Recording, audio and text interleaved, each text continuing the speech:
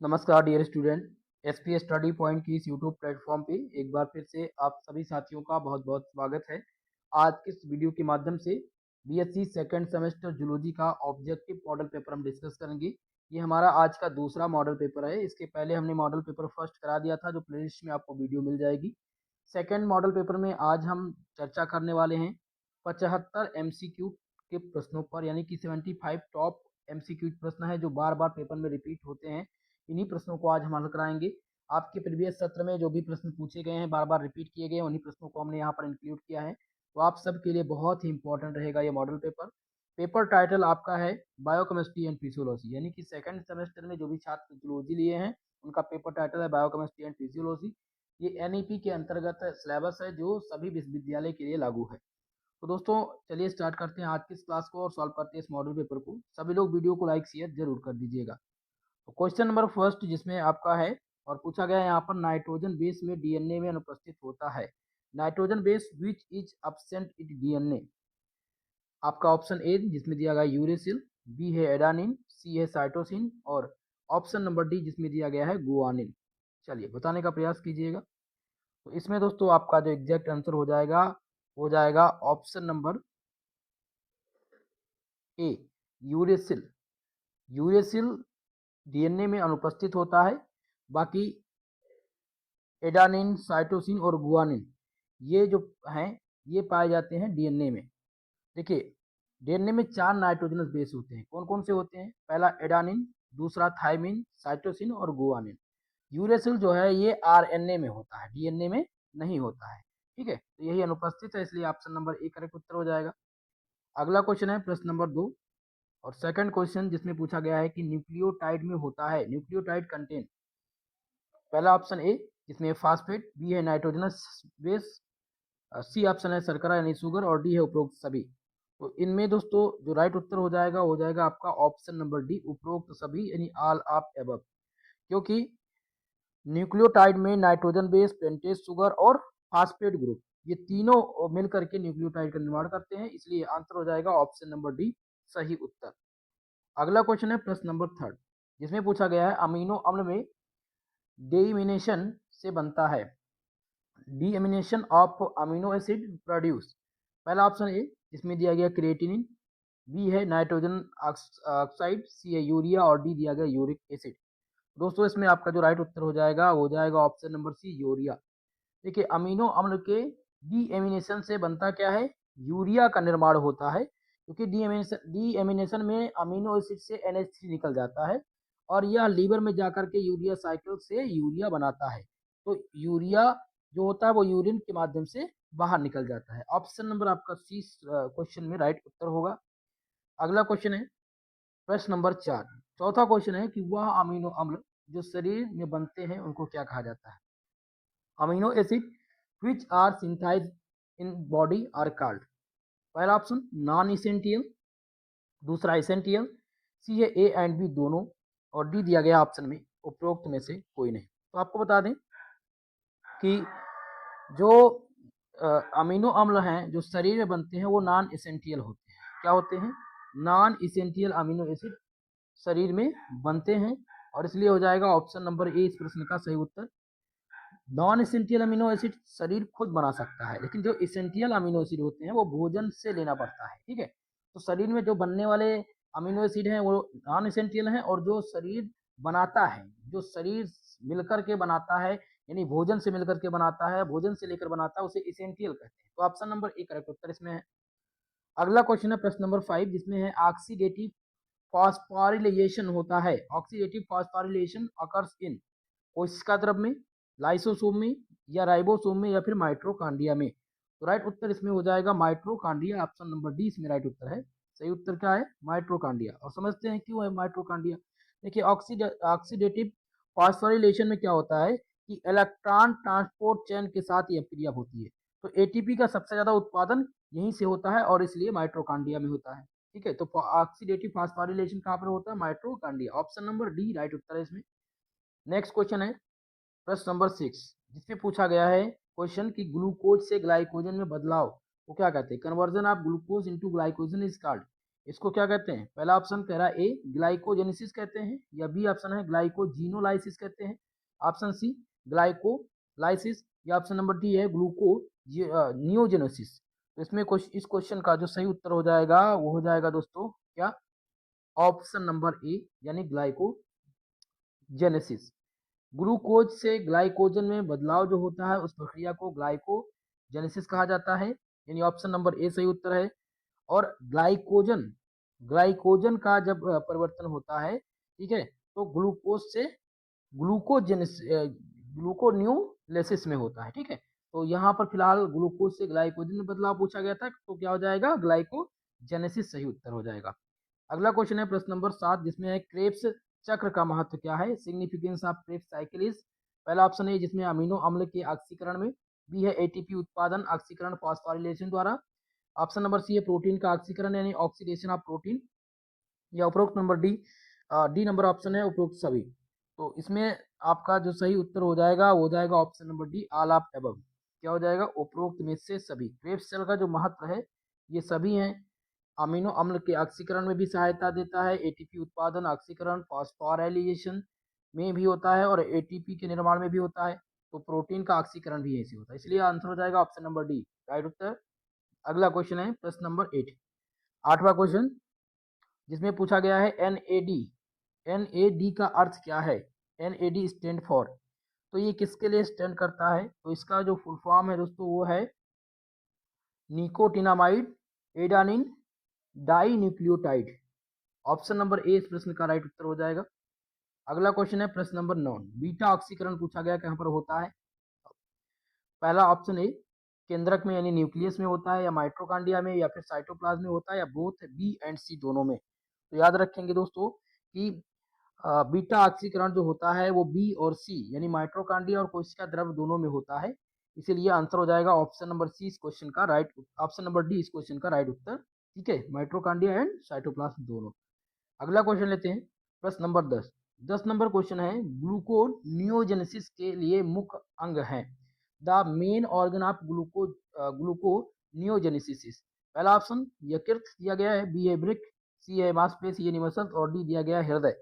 तो इसमें जो सही उत्तर हो जाएगा वो आपका हो जाएगा option number A liver. Gluconeogenesis के लिए मुख्य अंग जो है वो लीवर है यानी यकृत है, ठीक है। चलिए अगला क्वेश्चन लेते हैं। नेक्स्ट क्वेश्चन प्रश्न नंबर 11, जिसमें प्रोटीन की मूल इकाई पूछी गई है। प्रोटीन की मूल इकाई है the basic unit of protein is glucose, amino acid, fatty अम्ल, या फिर न्यूक्लियोटाइड। तो इनमें से जो राइट उत्तर हो जाएगा वो हो जाएगा दोस्तों option number B amino acid. Protein की मूल जो इकाई है वो अमीनो अम्ल है, अमीनो एसिड है, ठीक है। Protein equal to amino acid की चैन, ठीक है। चलिए तो इसमें ऑप्शन नंबर बी आपका राइट उत्तर है 11 नंबर प्रश्न में। नेक्स्ट क्वेश्चन है प्रश्न नंबर 12, जिसमें है एंजाइम जो पाचन में सहायता करते हैं उनको क्या कहता है? Enzymes with help in digestion are called. पहला ऑप्शन है ऑक्सीडोरी डेक्स कहते हैं इसको, या हाइड्रोलिसिस, लाइगेज, या फिर आइसोमेरेस। तो इसमें राइट उत्तर क्या हो जाएगा दोस्तों? सही इसका सही उत्तर जो है वो है option number B hydrolase. Enzyme जो पाचन में सहायता करते हैं वो हाइड्रोलेज एंजाइम है, ऑप्शन नंबर बी इस क्वेश्चन का राइट उत्तर हो जाएगा। अगला क्वेश्चन है प्रश्न नंबर 13, जिसमें पेप्सिन का सक्रिय रूप है, एक्टिव फॉर्म ऑफ पेप्सिन। पहला ऑप्शन ए पेप्सिन, पेप्सिनेज, बी है आपका पेप्सिन, सी है ट्रिप्सिन, और डी आपका दिया गया है काइमोट्रिप्सिन। तो 13 नंबर प्रश्न का जो सही उत्तर हो जाएगा option number B pepsin. Pepsin का सक्रिय रूप क्या है? पेप्सिन है, ठीक है। चलिए अगला क्वेश्चन लेते हैं प्रश्न नंबर 14, 14 नंबर क्वेश्चन, जिसमें है कि पित्त रस का निर्माण होता है, बाइल जूस इज प्रोडक्टेड इन। पहला ऑप्शन ए जिसमें पित्ताशय में, बी है गाल ब्लेडर, सी है अग्नाशय, और डी दिया गया है अमाशय में। चलिए बताने का प्रयास कीजिएगा इस क्वेश्चन का आंसर। तो इस क्वेश्चन का जो सही उत्तर हो जाएगा ऑप्शन नंबर बी यानी यकृत में। पित्त रस का जो निर्माण होता है वो लीवर में होता है यानी यकृत में होता है, इसलिए 14 नंबर क्वेश्चन का जो सही उत्तर हो जाएगा ऑप्शन नंबर बी। अगला क्वेश्चन है 15 नंबर क्वेश्चन, जिसमें है कि सबसे बड़ी पाचक ग्रंथि पूछी गई है। क्या पूछी गई है? सबसे बड़ी पाचक ग्रंथि इनमें से कौन है? पहला है अग्नाशय यानी पैनक्रियास, दूसरा है यकृत, सी ऑप्शन आपका दिया गया लार ग्रंथि यानी स्लाइवा ग्लैंड, और डी है जठर ग्रंथि जिसे गैस्ट्रिक ग्लैंड कहते हैं। तो इसमें सही उत्तर हो जाएगा ऑप्शन नंबर बी आपका लीवर। सबसे बड़ी पाचक ग्रंथि जो है वो लीवर है यानी यकृत है, इसलिए answer number C option number B इस क्वेश्चन का राइट उत्तर आपका होगा। अगला क्वेश्चन प्रश्न नंबर 16 नंबर क्वेश्चन है कि लार में पाया जाने वाला एंजाइम है, enzyme found in saliva is. तो लार में कौन सा एंजाइम पाया जाता है? तो लार में जो एंजाइम पाया जाता है दोस्तों वो क्या पाया जाता है? टाइलिन पाया जाता है। टाइलिन नामक एंजाइम लार में पाया जाता है, इसलिए आंसर हो जाएगा ऑप्शन नंबर डी। अगला क्वेश्चन है प्रश्न नंबर 17 जिसमें पूछा गया है अमाशय में प्रोटीन का पाचन करने वाला एंजाइम है, protein digesting enzyme in stomach is. पहला ऑप्शन है जिसमें पेप्सिन, बी है एमाइलेज, सी ऑप्शन है लाइपेज और डी दिया गया इनमें से कोई नहीं। तो इस क्वेश्चन में जो सही उत्तर हो जाएगा आपका हो जाएगा पेप्सिन।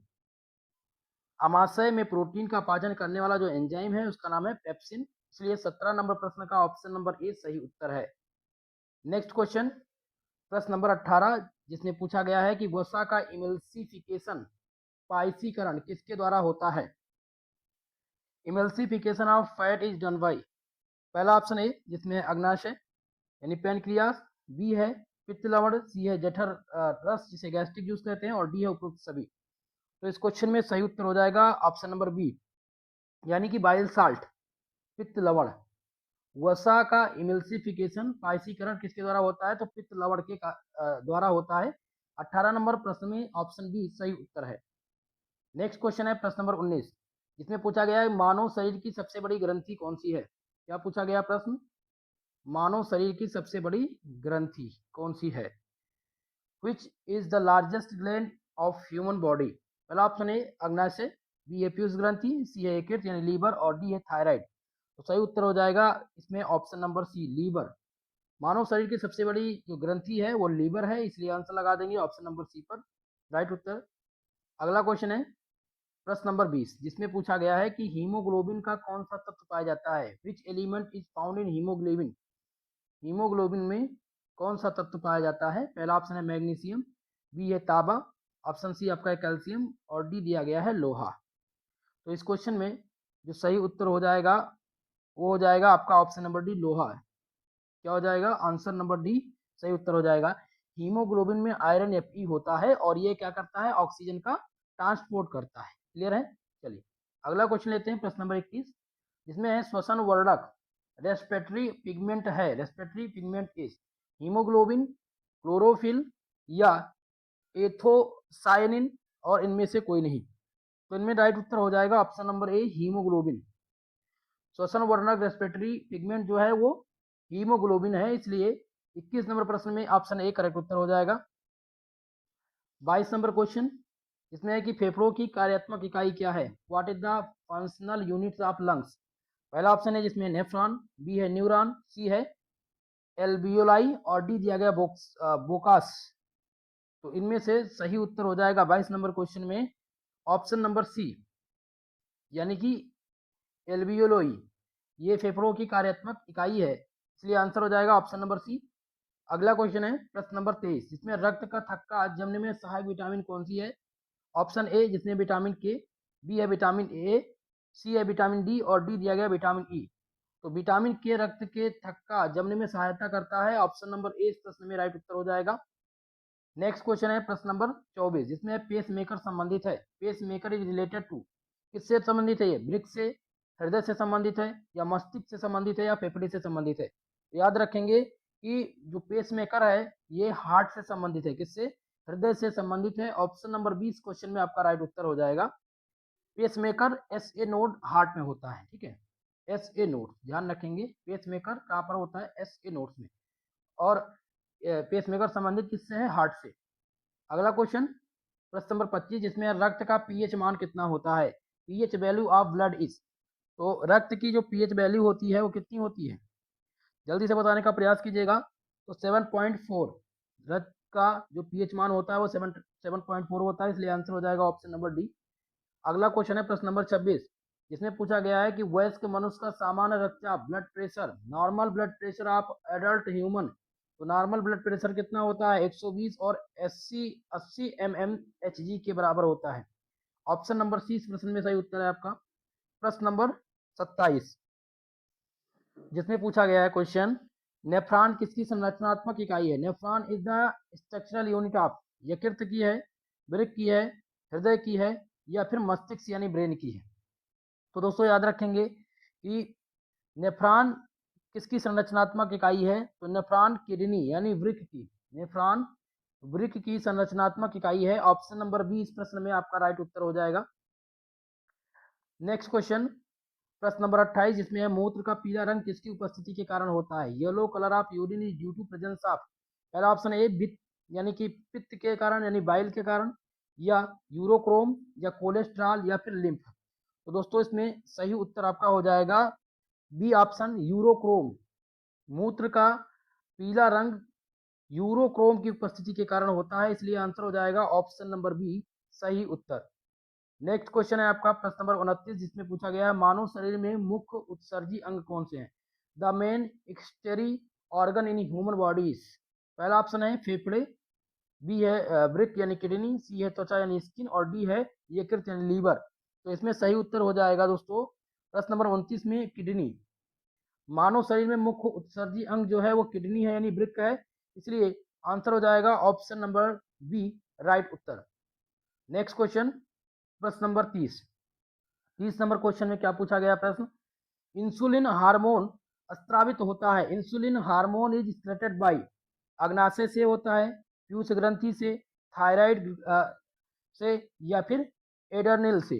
तो राइट उत्तर क्या हो जाएगा? इसमें सही उत्तर हो जाएगा ऑप्शन नंबर ए पैनक्रियास। इंसुलिन हार्मोन जो स्त्रावित होता है वो पैनक्रियास से होता है, इसलिए आंसर हो जाएगा ऑप्शन नंबर ए इसमें सही उत्तर। अगला क्वेश्चन प्रश्न नंबर 31 जिसमें है कि मास्टर ग्रंथि किसे कहा जाता है? Which is called the master gland? Option में दिया गया ए थायराइड, बी है पीयूष ग्रंथि, सी ऑप्शन है एडर्नल, और डी है अग्नाशय। तो भैया मास्टर ग्रंथि किसे कहते हैं? मास्टर ग्रंथि को हम प्यूटेटरी ग्लैंड को मास्टर ग्रंथि कहते हैं। प्यूटेटरी ग्रंथि को यानी पीयूष ग्रंथि को हम मास्टर ग्रंथि के नाम से जानते हैं, इसलिए आंसर हो जाएगा ऑप्शन नंबर बी राइट उत्तर। अगला क्वेश्चन प्रश्न नंबर 32 जिसमें तंत्रिका तंत्र की इकाई है, the unit of nerve system is, पहला ऑप्शन ए जिसमें है एल्बियोलाई, बी है नेफ्रॉन, सी है न्यूरॉन, और डी दिया गया कोशिका यानी कि सेल। तो इसमें सही उत्तर क्या हो जाएगा? इसमें आपका सही उत्तर हो जाएगा ऑप्शन नंबर सी न्यूरॉन। तंत्रिका तंत्र की इकाई जो है वो न्यूरॉन है, इसलिए आंसर क्या लगाएंगे आप? सी ऑप्शन पर टिक करेंगे, सही उत्तर। अगला क्वेश्चन है प्रश्न नंबर 33 जिसमें पूछा गया है कि रिफ्लेक्स एक्शन प्रतिवर्ती क्रिया का नियंत्रण केंद्र क्या है? Control centre of reflex action is, पहला ऑप्शन ए जिसमें है प्रेम मस्तिष्क यानी कि सेरिबेलम, दूसरा है बी ऑप्शन अनुमस्तिष्क, सी है मेडुला, डी दिया गया है मेरुरज्जु। तो इसमें से रिफ्लेक्स एक्शन प्रत्यावर्ती क्रिया का नियंत्रण केंद्र क्या है? तो इसका जो नियंत्रण केंद्र है वो है मेरुरज्जु, स्पाइनकल कॉर्ड, स्पाइनकल कॉर्ड इसका सही उत्तर हो जाएगा। तो आंसर नंबर डी 33 नंबर प्रश्न का सही उत्तर है। याद रखेंगे ये क्वेश्चन बार बार पूछा जाता रहता है, डीडी यूनिवर्सिटी में कई बार ये रिपीट हो चुका है। ठीक है, चलिए अगला क्वेश्चन प्रश्न नंबर 34 नंबर क्वेश्चन है घेंघा रोग किसकी कमी से होता है? तो घेंघा जो होता है दोस्तों वो किसकी विटामिन की कमी से होता है, या आयरन की कमी से होता है, या फिर आयोडीन की कमी से होता है? तो आप सब ध्यान रखेंगे घेंघा रोग जो होता है वो आयोडीन की कमी से होता है। किसकी कमी से? आयोडीन की कमी से। ऑप्शन सी इस प्रश्न में आपका राइट उत्तर है। अगला क्वेश्चन है प्रश्न नंबर 35 जिसमें है लड़ो या उड़ो फाइट फ्लाइट माफ कीजिएगा फाइट एंड फ्लाइट हार्मोन्स कहलाता है। Fight and flight hormones is called, पहला ऑप्शन है एडिनिन, इंसुलिन, थायरॉक्सिन, और ऑक्सीटोसिन। तो इनमें से जो सही उत्तर हो जाएगा वो आपका हो जाएगा ऑप्शन नंबर ए एडी एड्रीनेलिन, एड्रीलेनिल इसका सही उत्तर है। ऑप्शन नंबर ए इस प्रश्न का सही उत्तर हो जाएगा। नेक्स्ट क्वेश्चन ध्यान दीजिएगा प्रश्न नंबर 36 नंबर क्वेश्चन जिसमें दिया गया है प्रश्न की माइलिन शीथ पाई जाती है, माइलिन शीथ पाई जाती है, myelin sheath is found in मांसपेशियों में, न्यूरॉन में पाई जाती है, या फिर रक्त में पाई जाती है यानी ब्लड में, या फिर यकृत यानी कि लीवर में पाई जाती है? तो आप सब इस क्वेश्चन को ध्यान पूर्वक पढ़िएगा, ध्यान से समझिएगा। देखिए माइलिन शीथ जो पाई जाती है वो कहाँ पर पाई जाती है?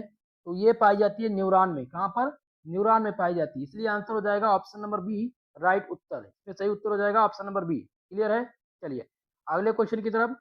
प्रश्न नंबर 37 जिसमें है कि मांसपेशियों में थकान किसके जमाव के कारण होती है? मांसपेशियों में थकान किसके जमाव के कारण होती है? यूरिक एसिड जब हो जाता है ज़्यादा तब होती है, या पायरुविक अम्ल, या फिर ग्लूकोज, या फिर लैक्टिक अम्ल? तो इनमें से सही उत्तर हो जाएगा लैक्टिक अम्ल। जब लैक्टिक अम्ल ज़्यादा हो जाता है तो मांसपेशियों में थकान जमाव अ, होने लगती है। ठीक है, ऑप्शन नंबर डी इस प्रश्न का राइट उत्तर हो जाएगा। नेक्स्ट क्वेश्चन, प्रश्न नंबर 38 जिसमें मनुष्य की खोपड़ी में कितनी हड्डियां होती हैं? How many bones are there in human skull? तो कितनी हड्डियां होती हैं मानव के मस्तिष्क में? टोटल कितनी हड्डियां होती हैं? तो 22 हड्डियां टोटल होती है मानव के मस्तिष्क में। आंसर नंबर बी इस क्वेश्चन का राइट उत्तर होगा। अगला क्वेश्चन है 39 नंबर पर जिसमें शरीर की सबसे लंबी हड्डी पूछी गई है। The longest bone of the body is? पहला ऑप्शन जिसे स्टेपस, फीमर, टिबिया, या फिर ह्यूमरस? तो सही उत्तर कौन सा हो जाएगा? जल्दी से बताने का प्रयास कीजिएगा। तो फीमर, फीमर जो है ये मानव शरीर की सबसे लंबी हड्डी है। ऑप्शन नंबर बा ऑप्शन नंबर बी इस प्रश्न का राइट उत्तर हो जाएगा। नेक्स्ट क्वेश्चन है प्रश्न नंबर 40 इसमें रक्त समूह ब्लड ग्रुप की खोज किसने की थी? Who discovered the blood groups? William Harvey, Louis Pasteur, या फिर लैंड स्टीनर ने, या फिर रॉबर्ट कोच ने? तो सही उत्तर हो जाएगा 40 नंबर क्वेश्चन में क्या? ऑप्शन नंबर सी, यानी कि लैंड लैंड स्टीनर ने रक्त समूह यानी ब्लड ग्रुप की खोज की थी। ऑप्शन सी इस क्वेश्चन में राइट उत्तर है। प्रश्न नंबर 41 नंबर क्वेश्चन है सर्वदाता यूनिवर्सल डोनर रक्त समूह है। Universal donor blood group is A, blood group B, या फिर ब्लड ग्रुप सी, या ब्लड ग्रुप ए बी? तो ध्यान रखेंगे कि 41 नंबर में ऑप्शन हो जाएगा ओ, ब्लड ग्रुप ओ सर्वदाता रक्त समूह कहा जाता है इसको। ऑप्शन नंबर सी सही उत्तर आ जाएगा। अगला क्वेश्चन प्रश्न नंबर 42 जिसमें वयस्क मनुष्य के हृदय की धड़कन की दर कितनी होती है? Heart beat rate of normal adult?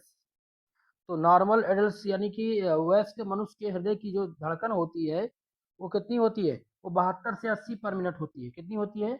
72 से 80 पर मिनट। इसलिए आंसर हो जाएगा option number C. Next question है प्रश्न नंबर 43 जिसमें है कि रक्त का शुद्धिकरण कहाँ पर होता है? Where does purification of blood takes place? तो प्योरिफिकेशन ब्लड का कहाँ पर होता है? हृदय में होता है, वृक्क में होता है, यकृत में होता है, या फिर प्लीहा में होता है? तो दोस्तों यहाँ पर जो सही उत्तर हो जाएगा वो हो जाएगा ऑप्शन नंबर बी, किडनी में। रक्त का शुद्धिकरण कहाँ पर होता है? किडनी में होता है। इसलिए सही उत्तर हो जाएगा ऑप्शन नंबर बी राइट उत्तर। अगला क्वेश्चन है प्रश्न नंबर 44 इसमें है कि आरबीसी का जीवन काल होता है। Life span of RBC is? पहला ऑप्शन ए जिसमें 60 दिन से यानी 60 दिन 60 दिन, बी है 120 दिन, सी है 180 दिन, और डी ऑप्शन है 240 दिन। तो इसमें से सही उत्तर हो जाएगा 120 दिन। आर बी सी का जो जीवन काल होता है वो 120 दिन होता है। इसलिए आंसर हो जाएगा option number B. Option number B आपका इस क्वेश्चन का राइट उत्तर है। अगला क्वेश्चन है प्रश्न नंबर 45 जिसमें पूछा गया है कि डब्ल्यूबीसी का मुख्य कार्य क्या है? The main function of WBC is?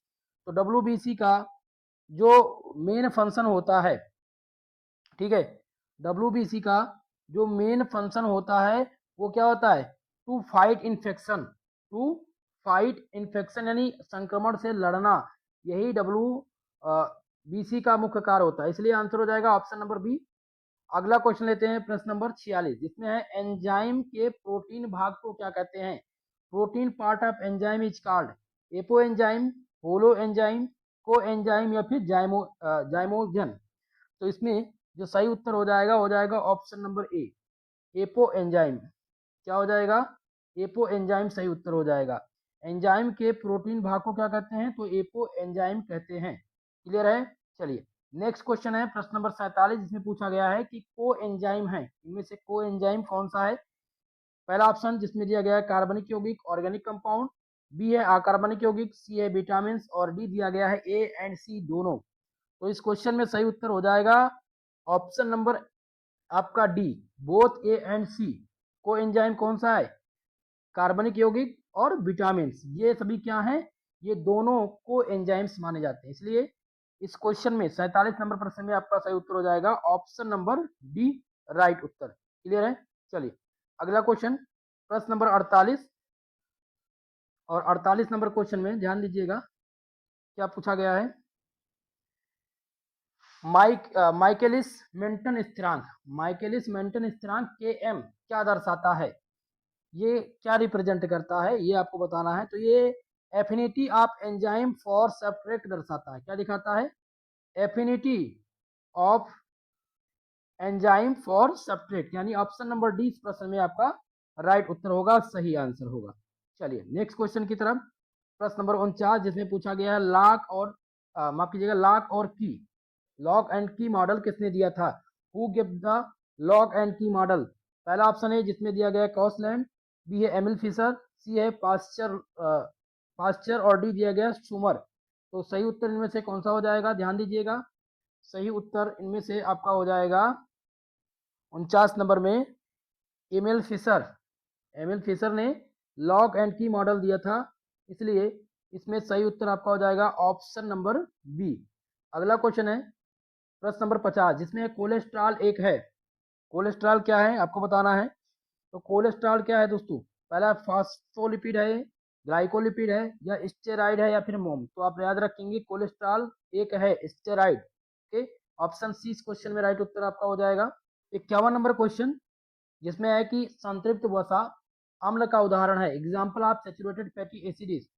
पहला ऑप्शन जिसमें ओलिक अम्ल, बी है पामटिक अम्ल, ऑप्शन सी लिनोनिक अम्ल, और डी दिया गया इनमें से कोई नहीं। तो इस क्वेश्चन में जो राइट उत्तर हो जाएगा आपका हो जाएगा पाल्मेटिक अम्ल।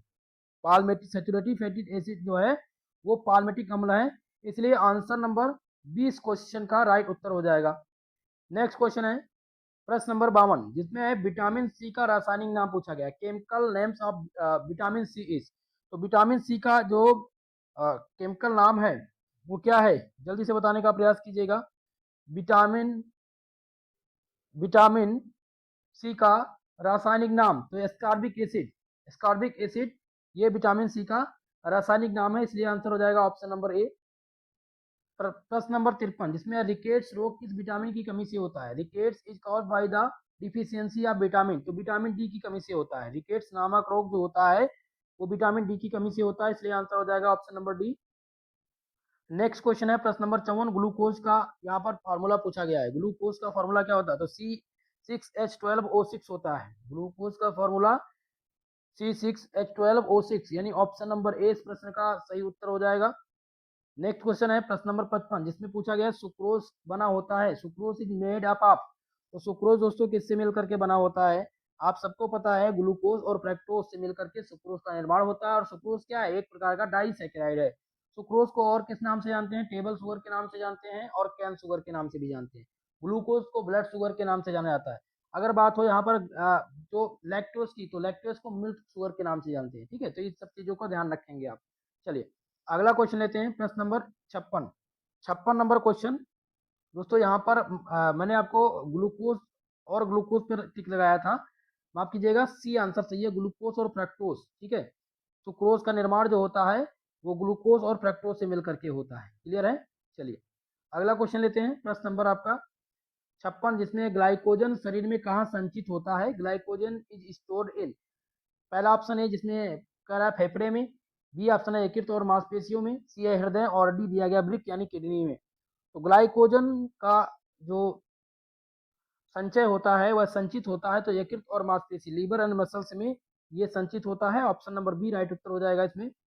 प्रश्न नंबर 57 जिसमें है अमीनो अम्ल आपस में किस बंध द्वारा जुड़े होते हैं? Amino acid are linked by which bond. तो ये किसके द्वारा जुड़े होते हैं? पहला ऑप्शन है आयनिक बॉन्ड, दूसरा है हाइड्रोजन बॉन्ड, ग्लाइकोसिडिक बॉन्ड, या फिर पेप्टाइड बॉन्ड। तो आप ध्यान रखेंगे कि अमीनो अम्ल आपस में किस बंध के द्वारा जुड़े होते हैं? तो पेप्टाइड बंध के द्वारा, पेप्टाइड बॉन्ड के द्वारा जुड़े होते हैं। ऑप्शन नंबर डी इस प्रश्न में सही उत्तर है। नेक्स्ट क्वेश्चन प्रश्न नंबर 58 जिसमें पूछा गया है कि प्रोटीन की द्वितीयक संरचना, सेकेंडरी स्ट्रक्चर का उदाहरण कौन है? Example of secondary structure of protein is. पहला ऑप्शन है जिसमें दिया गया है हीमोग्लोबिन, बी ऑप्शन मायोसिन, सी है अल्फा हेलिक्स, और डी दिया गया इनमें से कोई नहीं। तो इसमें से सही उत्तर कौन सा हो जाएगा? Alpha helix. सही उत्तर क्या हो जाएगा? Example of secondary structure of protein is alpha helix, option number C इसमें राइट उत्तर होगा। प्रश्न नंबर 59 जिसमें पूछा गया है प्रश्न एंजाइम की सक्रियता को प्रभावित करने वाले कारक, factor affecting enzyme activity are. पहला ऑप्शन है जिसमें तापमान यानी टेम्परेचर, बी है पीएच, सी है सब्सट्रेट की एकाग्रता और डी दिया गया उपरोक्त सभी। तो इसमें से जो सही उत्तर हो जाएगा ऑप्शन नंबर डी, उपरोक्त सभी। एंजाइम की सक्रियता को प्रभावित करने वाले जो कारक हैं वो सभी हैं, ऑल ऑफ एबव हैं। ठीक है, तापमान, पीएच, सब्सट्रेट की एकाग्रता यानी इसकी सब्सट्रेट कंसंट्रेशन, ये सभी प्रभावित करते हैं एंजाइम की सक्रियता को, इसलिए डी आंसर सही होगा इसमें। 60 नंबर क्वेश्चन है जाइमोजन।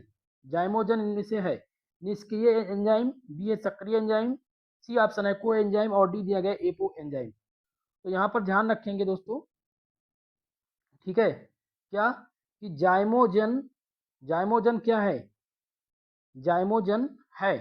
तो जाइमोजन दोस्तों याद रखेंगे कि एक प्रकार का इनएक्टिव एंजाइम है। क्या है, एक प्रकार का इनएक्टिव यानी निष्क्रिय एंजाइम है। ऑप्शन नंबर ए इस प्रश्न का राइट उत्तर होगा। प्रश्न नंबर 61 जिसमें सार्कोमियर किसकी इकाई है, तंत्रिका की यानी कि नर्व्स की, या फिर मांसपेशी संकुंचन मसल्स कंस्ट्रक्शन की, या उत्सर्जन की यानी एक्सटेंशन, या फिर एस्पिरेशन। तो इनमें से सही उत्तर हो जाएगा मसल्स कंस्ट्रक्शन की। सार्कोमियर किसकी इकाई है, तो मांसपेशी संकुचन यानी मसल्स कंस्ट्रक्शन की इकाई है। ऑप्शन नंबर बी इस क्वेश्चन में राइट उत्तर हो जाएगा। नेक्स्ट क्वेश्चन है प्रश्न नंबर 62 जिसमें है कि कोरी चक्र कहाँ होता है, Cori cycle takes place in. तो कॉरी साइकिल कहाँ पर टेक्स प्लेस करता है, लीवर और मसल्स में। कहाँ पर, लीवर और मसल्स यानी यकृत और मसल्स में कॉरी साइकिल का सॉल्यूशन होता है। ऑप्शन नंबर बी इस क्वेश्चन में राइट उत्तर होगा। प्रश्न नंबर 63 जिसमें है ऑक्सीटोसिन हार्मोन का कार्य क्या है, function of oxytocin hormone is. पहला ऑप्शन है जिसमें दूध का द्रव या दूध का स्त्राव यानी मिल्क इंजेक्शन, बी है प्रसव पीड़ा, सी है रक्तचाप नियंत्रण, और ऑप्शन नंबर डी कह रहा है कि ए एंड बी दोनों।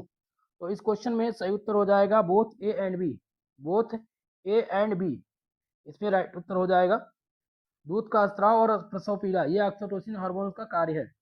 अगला क्वेश्चन प्रश्न नंबर 64 जिसमें पूछा गया है कैल्शियम के नियमन के लिए कौन सा हार्मोन जिम्मेदार है, which hormone is responsible for calcium regulation. पहला ऑप्शन है जिसमें दिया गया थायरॉक्सिन, बी है पैराथायराइड हार्मोन्स, सी है एड्रेनलिन, और डी है इंसुलिन। तो राइट उत्तर हो जाएगा 64 नंबर प्रश्न का पी पीटीएच यानी कि पैराथायराइड हार्मोन्स। ऑप्शन नंबर 20 प्रश्न में आपका राइट उत्तर हो जाएगा। नेक्स्ट क्वेश्चन है 65 नंबर प्रश्न जिसमें है यूरिया का निर्माण शरीर के किस अंग में होता है, urea is formed in which organ of the body. वृक्क में होता है यानी किडनी में, हृदय में, यकृत में होता है, या फेफड़े में होता है। तो यूरिया का जो निर्माण होता है वो शरीर के किस अंग में होता है दोस्तों, तो लीवर में होता है। शरीर के लीवर में यूरिया का निर्माण होता है, इसलिए ऑप्शन नंबर सी इस प्रश्न में राइट उत्तर आपका हो जाएगा। नेक्स्ट क्वेश्चन है प्रश्न नंबर 66 जिसमें हिज के बंडल कहाँ पर पाए जाते हैं, where are bundles of His found. हृदय में, मस्तिष्क में पाए जाते हैं, या वृक्क में पाए जाते हैं, या फिर फेफड़े में पाए जाते हैं। दोस्तों याद रखेंगे कि हिज के जो बंडल हैं वो पाए जाते हैं कहाँ पर, वो हार्ट में पाए जाते हैं, हृदय में पाए जाते हैं। ऑप्शन नंबर ए इस प्रश्न का राइट उत्तर हो जाएगा। नेक्स्ट क्वेश्चन है प्रश्न नंबर 67 जिसमें है रिफ्लेक्शन क्रिया, रिफ्लेक्शन एक्शन का उदाहरण, example of reflection action is. पहला ऑप्शन है इसमें पलकों का झपकाना, बी है हाथ जलने पर पीछे हटाना, सी ऑप्शन है घुटने का झटका, और डी है उपरोक्त सभी। तो इस प्रश्न का जो सही उत्तर हो जाएगा वो हो जाएगा option number D, all of above, उपरोक्त सभी।